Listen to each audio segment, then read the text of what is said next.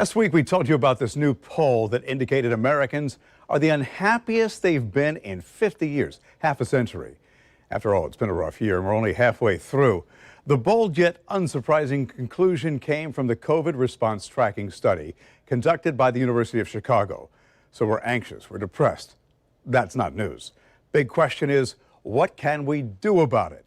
Enter Pamela Johnson, happiness expert, joining us on the morning show. How are you?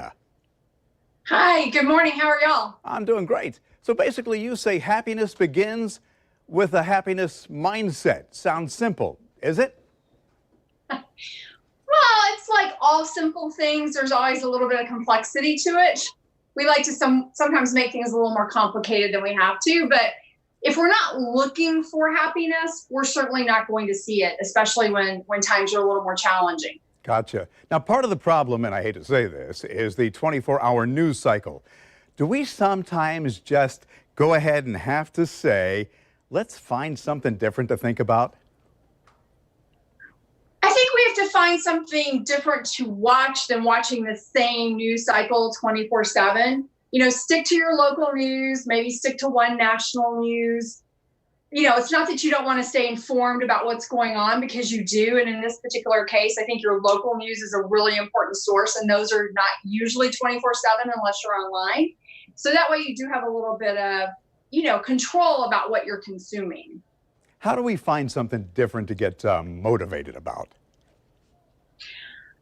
I think we have to work on our mindfulness, meaning we have to be where we're staying in the moment. The goal is to kind of be in the moment. And most of us, if you're actually in the moment, unless you're, say, experiencing one of the negative consequences of COVID, like you have a family member who's sick with it, or you're maybe dealing with job implications because of it that aren't pleasant. If you stay in that moment, a lot of life is still pretty happy, but it is fluid and changing. So in where I live, they're now requiring masks everywhere you go. And we're going to be in that fluid ebb and flow place for a long time. But I think if you want to say go to a concert, Garth Brooks is about to do drive-in movie theater concerts. So like you can still do things. It's just going to be maybe a little bit different. And it's being in that mindfulness and the ebb and flow of what's happening now, not what happened in the past or what you're hoping to happen in the future, but what's actually going on now that you can be happy about. It's that new normal, whatever that is. So there are happiness zappers out there, as you call them. How do you manage them? Well, it depends on the type of happiness zapper. So let's say you're experiencing actual unhappiness, which might be like a death, regardless of what the reason is. But if somebody or your pet or something dies, that's going to be a longer term happiness zapper management, because that's actual legitimate, real sadness that you have to go with. Stress, you have to figure out what your stress reliever is. For some people, that's maybe exercise. For somebody else, it might be meditation. For somebody else, it's listening to songs that are kind of a pick-me-up. Sometimes a happiness zapper is just an annoyance, and we'll often have times, let's say we were at a store and we didn't think maybe one of the people there was as nice to us as they could have been. We'll like kind of chew on that like a dog does a bone, so to speak, and we just don't let it go. And the big question is why? Because you probably won't remember that a year from now. And if you won't remember it a year from now, my kind of theory is you just need to kind of let it go now.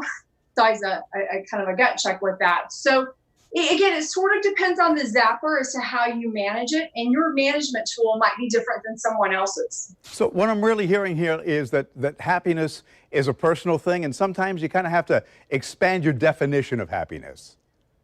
Exactly. Everybody's idea of happiness is different, and what makes you happy is different. And we may also have different kind of what I call happiness set points. So some people are just naturally happier than other people. It doesn't mean you can't find happiness regardless of your set point, because the Society of Happy People, which I founded over 20 years ago, we actually have 31 types of happiness. And when you start really looking for all the different types of happiness that can be anything from satisfaction to contentment to peaceful, you'll find that there's a lot of happy moments that are happening in your life. You're probably just not thinking of them that way. Well, like that famed philosopher Bobby McFerrin said, don't worry, be happy. Pamela, thanks for joining us, and hopefully we made some people happy this morning. You We're have a going great to day. some children. Thank you. Put a smile on your face. We'll be right back.